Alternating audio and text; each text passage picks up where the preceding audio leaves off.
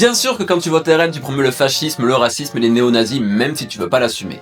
Le 8 mai, c'est le jour où on célèbre la victoire contre le nazisme. Et dans la ville de Carpentras, gérée par un maire RN, les haut-parleurs de la ville ont diffusé quoi?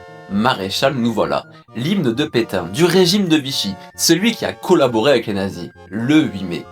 La mairie dit que c'est une erreur humaine, un technicien l'aurait glissé par mégarde dans la playlist commémorative du jour de la victoire. Par mégarde. Entre le chant des partisans et la Marseillaise, le mec il a malencontreusement cliqué sur l'hymne fasciste.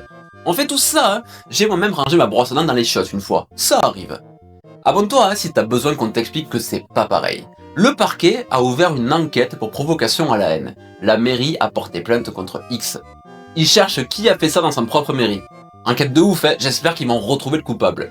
2 jours après, à Vierzon, la mairie dirigée par une coalition d'extrême droite supprime la commémoration de l'abolition de l'esclavage, célébrée là-bas depuis 10 ans. Le 10 mai, journée nationale. Raison officielle, ça coûtait 1500 € et ça attirait très peu de gens.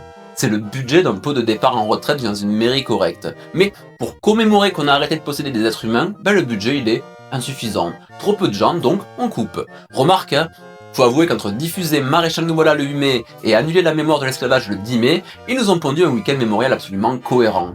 Cohérent avec qui ils sont. Une grosse bande de racelards aux accents fascistes. Y a des gens qui voient toujours pas le problème en votant pour ces néo-nazis?